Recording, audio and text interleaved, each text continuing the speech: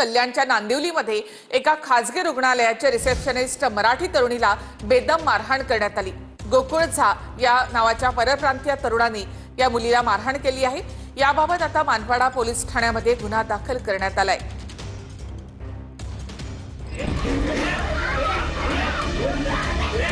कल्याणच्या नांदिवली परिसरामध्ये एका खासगी रुग्णालयामधल्या रिसेप्शनिस्टला बेदम मारहाण झाली।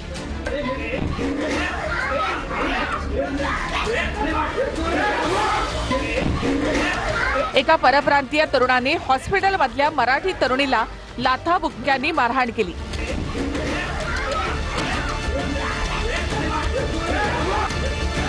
या मारहाणीचा सीसीटीव्ही फुटेज आता समोर आले।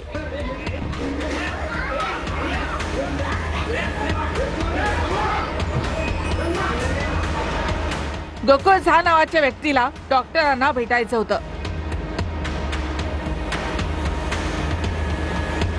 पण डॉक्टरांच्या केबिनमध्ये काही इमार बसले होते। त्यामुळे तरुणीनं गोकुळ झाला काही वेळ थांबण्यास सांगितलं। त्यामुळे तरुणी आणि गोकुळ झा यांची वादावादी झाली।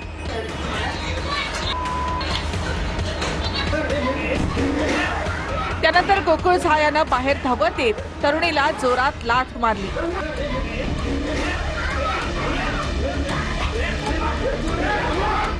लाथ मारल्यामुळे तरुणी खाली कोसळली। त्यानंतर गोकुळ झानं तरुणीच्या केसाला धरून तिला ओढत नेलं।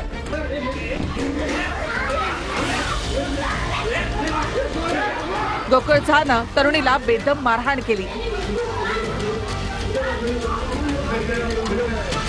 मी त्या पेशंटला फक्त एवढंच बोलले की दादा तुमचा नंबर नाहीये, तर त्या पेशंटने मला आई बहिणीवरनं शिव्यागाळी केल्या। त्यानंतर ज्याच्यासोबत जो आला होता ना पेशंट सोबत, अनन्या झा म्हणून पेशंट आहे, त्याच्यासोबत जो आला होता ना, तर मी त्यांनाही बोलली की हा बघा कशी अरे तुझ्याची भाषा वापरतो, आईवरनं शिव्या वगैरे देतोय, यात माझी चुकी काय आहे?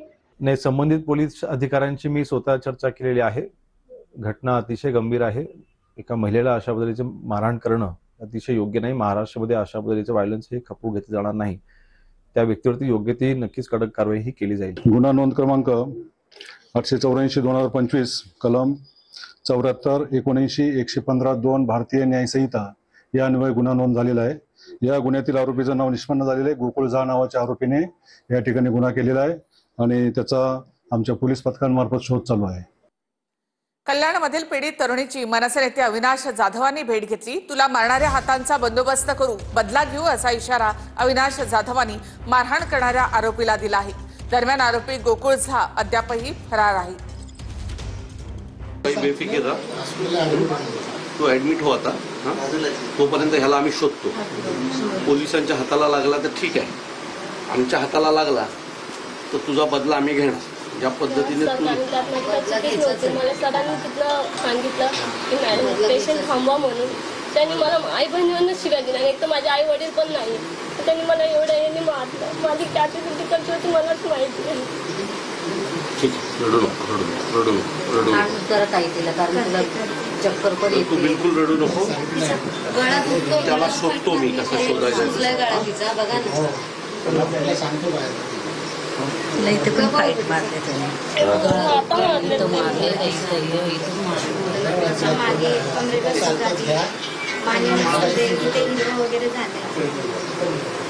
तो हायच कसा होता बघितला ना तो। हे बघ, तुला आज सांगतो, तुझा बदला आम्ही घेणार।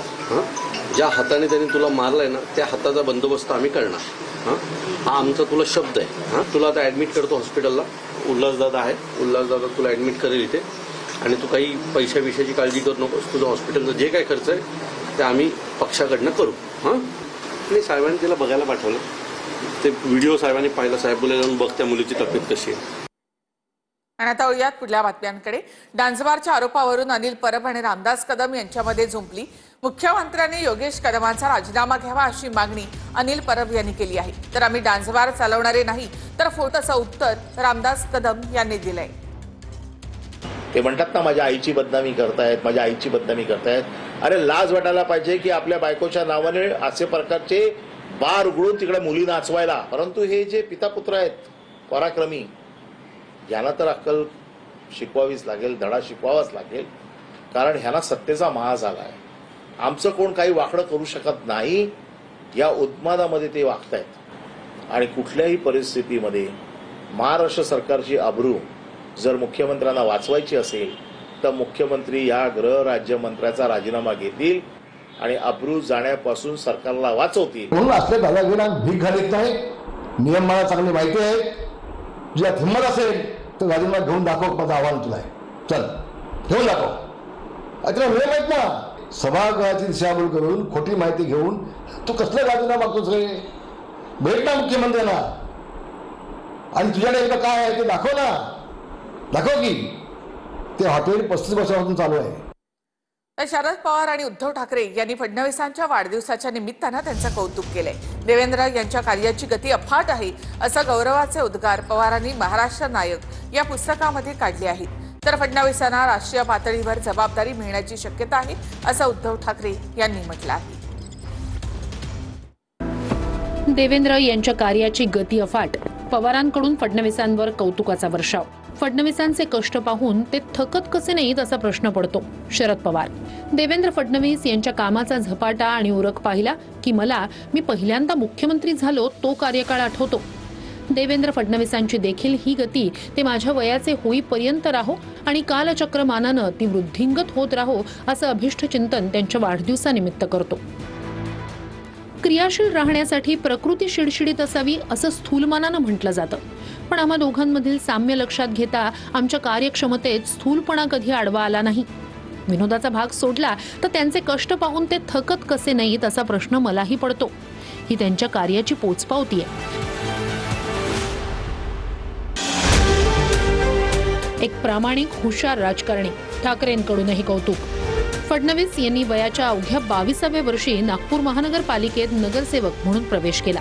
त्यांचा अभ्यासू स्वभाव आणि कायदेशीर, आर्थिक तसंच प्रशासकीय विषयांवरील सखोल ज्ञान त्यांना भाजपमधील इतर सदस्यांपासून वेगळं ठरवतं. फडणवीस यांना भविष्यात राष्ट्रीय पातळीवर महत्त्वाची जबाबदारी मिळण्याची शक्यता आहे, कारण त्यांचा अभ्यासू स्वभाव आणि प्रशासकीय कौशल्य पक्षाला उपयुक्त ठरेल. देवेंद्र फडणवीस यांची भाजपमधील प्रतिमा ही एक गतिमान, अभ्यासू आणि पक्षनिष्ठ नेते अशी आहे. फडणवीस यांनी नेहमीच सर्वसामान्य नागरिकांना केंद्रस्थानी ठेवून काम केलं. महाराष्ट्रात पक्षाला मजबूत करण्यात त्यांना यश मिळालं आहे. त्यांचं आर्थिक आणि सामाजिक धोरणांचं यश, राष्ट्रीय स्वयंसेवक संघाशी असलेली जवळीक आणि केंद्रीय नेतृत्वाचा पाठिंबा यामुळे त्यांचं स्थान दृढ आहे. भविष्यात त्यांना देशाच्या राजकारणात आणि त्यांच्या मनातील योजनांमध्ये यश मिळो ही मनपूर्वक शुभेच्छा. उद्धव ठाकरे. तर देवेंद्र फडणवीस यांनी सुद्धा उद्धव ठाकरे आणि शरद पवार यांचे आभार मानले आहेत. पवार मोठे नेते आहेत आणि त्यांनी शुभेच्छा दिल्याबद्दल त्यांचे आभार असं फडणवीसांनी म्हटलंय. मी त्यांचा आभारी आहे. महाराष्ट्रामध्ये आपण सगळे वैचारिक विरोधक आहोत, कोणीच कोणाचा शत्रू नाही आहे. त्याच्यामुळे त्यांनी दिलेल्या शुभेच्छांबद्दल मी त्यांचे आभार व्यक्त करतो. मला असं वाटतं पवार साहेबांचं मोठेपण आहे, त्यांचं देखील मी आभार मानतो. ते एक ज्येष्ठ नेते आहेत आणि त्यांनी असं मत व्यक्त करणं हे माझ्याकरता अतिशय, मला असं वाटतं, मोलाचं. तर स्पष्टीकरण देताना कृषी मंत्री माणिकराव कोकाटे यांनी एक नवाच वाद ओढवून घेतलाय. आम्ही शेतकऱ्यांना 1 रुपया देत नाही, शेतकऱ्यांकडनं शासन 1 रुपया घेतं, म्हणजे शेतकरी नव्हे तर शासनच भिकारी आहे असं वक्तव्य माणिकराव कोकाटे यांनी केलं. तर मंत्र्यांनी अशी वक्तव्य करणं चुकीचं आहे अशी मुख्यमंत्र्यांनी तंबी दिली आहे. शेतकऱ्यांकडनं 1 रुपया शासन घेतं, शेतकऱ्यांना 1 रुपया देत नाही आम्ही. शेतकऱ्यांकडनं 1 रुपया शासन, म्हणजे भिकारी कोणी? शासन आहे. शासनच भिकारी. कृषी मंत्री माणिकराव कोकाटेंचं हे वक्तव्य वादात सापडलंय. शेतकऱ्यांना देत नाही तर त्यांच्याकडूनच 1 रुपया घेतो, त्यामुळे शेतकरी नव्हे तर शासनच भिकारी असल्याचं वक्तव्य कोकाटे यांनी केलंय. शेतकऱ्यांकडनं 1 रुपया शासन घेतं, शेतकऱ्यांना 1 रुपया देत नाही आम्ही. शेतकऱ्यांकडनं 1 रुपया शासन, म्हणजे भिकारी कोणी? शासन आहे, शेतकरी नाही. पण त्याचा नेहमी अर्थ उलटा केलेला आहे. सरकारला भिकारी म्हणणं हा असंवेदनशीलतेचा कहर आहे अशी टीका करत सुप्रिया सुळेंनी राजीनाम्याची मागणी केली आहे. महाराष्ट्रानं देशातील सर्वात संपन्न असं राज्य बनवलं. त्या राज्याला भिकारी म्हणणं हा असंवेदनशीलतेचा कहर आहे. राज्याचे आतापर्यंतचे मुख्यमंत्री आणि जनतेच्या परिश्रमाचा हा अपमान आहे, हा कधीही सहन करणार नाही. शेतकऱ्यांचे एवढे ज्वलंत प्रश्न उभे असताना शेतकऱ्यांच्या प्रती अतिशय असंवेदनशील कृषी मंत्री राज्यानं कधीही पाहिले नाही. सभागृहात रमी खेळून सगळ्यावर कडी केली. आजच्या पत्रकार परिषदेत राजीनामा देतील अशी अपेक्षा होती. त्यापेक्षा त्यांनी राज्यालाच भिकारी म्हणून कळस गाठला आहे. आम्ही त्यांचा निषेध करतो. कोकाटेंनी शेतकरी आणि शासनावरून केलेले हे वक्तव्य चुकीचं असल्याचं म्हणत मुख्यमंत्री फडणवीसांनी आता दुसऱ्यांदा तंबी दिली आहे. बघा, ते काय बोलले हे मी ऐकलेलं नाही. तथापि मला असं वाटतं की जर त्यांनी असं वक्तव्य केलं असेल तर मंत्र्यांनी असं वक्तव्य करणं अतिशय चुकीचं आहे. रम्मी खेळण्याच्या मुद्द्यावरून अडचणीत आलेले कृषी मंत्री माणिकराव कोकाटे यांनी आता हे नवं वक्तव्य करून नवा वाद ओढवून घेतला. तर रमी खेळाच्या व्हिडिओवरून विरोधकांकडून कोकाटेंच्या राजीनाम्याची मागणी होत आहे. यावर मी जाहिरात स्किप करत होतो, आरोप करणाऱ्यांना कोर्टात खेचणार असा इशारा कोकाटे यांनी दिला. चौकशी करा, दोषी आढळल्यास राजीनामा देईन असंही त्यांनी म्हटलं.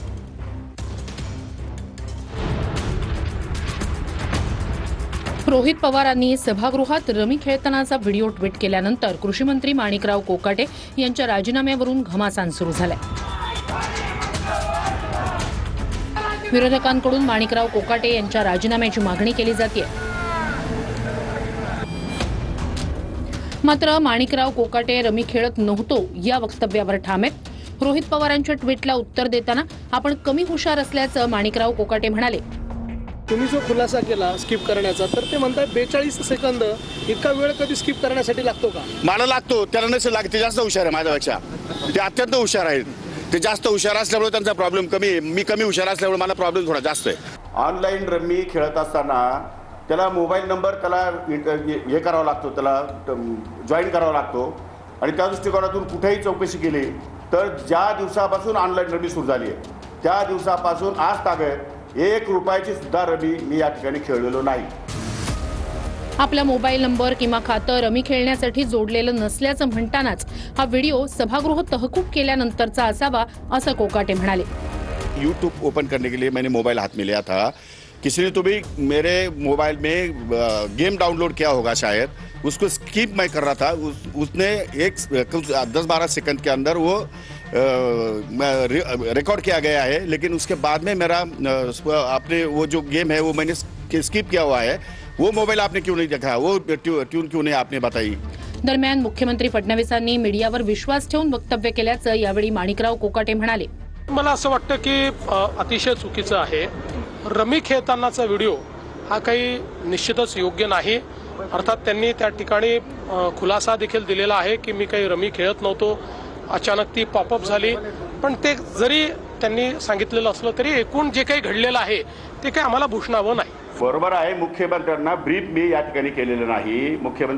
माझ्याकडून मुख्यमंत्र्यांना सांगण्यात आलेलं नाही आणि त्यांच्याकडून चौकशी पण झालेली नाहीये. त्याच्यामुळे त्यांचा समज होणं साहजिक आहे. मीडियावरती विश्वास ठेवून माननीय मुख्यमंत्री महोदयांनी स्टेटमेंट केलेलं दिसतंय. या विषयावर आपली बाजू आणखी ताकदीनं मांडण्यापेक्षा मला वाटतं आपण दिलगिरी व्यक्त करून जनतेच्या भावनांचा आदर केला पाहिजे.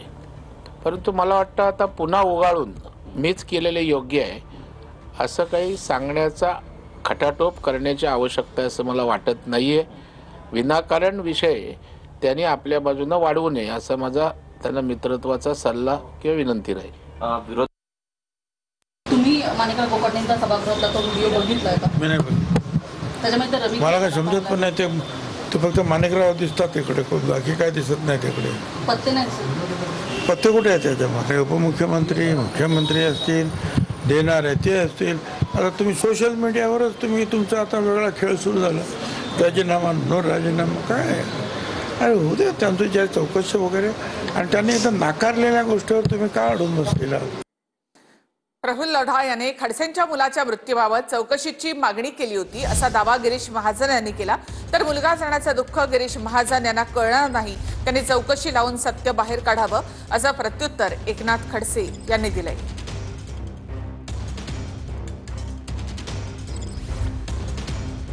हा लोढा ज्या वेळेला निखिल खडसेचं त्या ठिकाणी आत्महत्या झाली त्यानंतर वर्षानुवर्षांनी काय काय बरळला, काय काय बोलला, त्याने तर मागणी केली ना. आता हे म्हणतात त्याची SIT नेमा, मागणी करा. प्रफुल्ल अडाणी मागणी केली की खडसेंच्या मुलाचा मृत्यू कशामुळे झाला, ही आत्महत्या आहे का याचा मर्डर आहे, सांगितलं. त्यांना ओपनच सांगितलं, मी नाही म्हणत, हे त्यांनी सांगितलेलं आहे की खडसेंनीच त्यांचा खून केला म्हणून. पण बोलताना वगैरे आपण त्याला थोडंसं जीभ आवरली पाहिजे आपली आणि ताळ्यावर राहून बोललं पाहिजे, मला असं वाटतं. सीबीआय कडून चौकशी केली पाहिजे ना, एवढं वरिष्ठ पातळीवर. मला लहान का लेखता तुम्ही? एवढा मोठा जर मर्डर केला असेल तर सीबीआय कडून चौकशी केली पाहिजे, याचे डोकं फिरलेलं दिसतंय. एकुलता एक मुलगा माझा गेला, त्याचं दुःख मधून माझ्या मनातनं गेलेलं नाही. गिरीश महाजनाला मुलगा नसल्यामुळे ते समजू शकणार नाही मुलाचं दुःख काय असतं, म्हणून बेछूट आरोप करायचे. तर तुझ्यात ताकद असेल, तुझ्यात हिंमत असेल, खरं सरकार तुझं ऐकत असेल तर सीबीआय कडून चौकशी करत सत्य काय ते बाहेर काढ. वारंवार हवेत वाफा कशाला सोडतोय?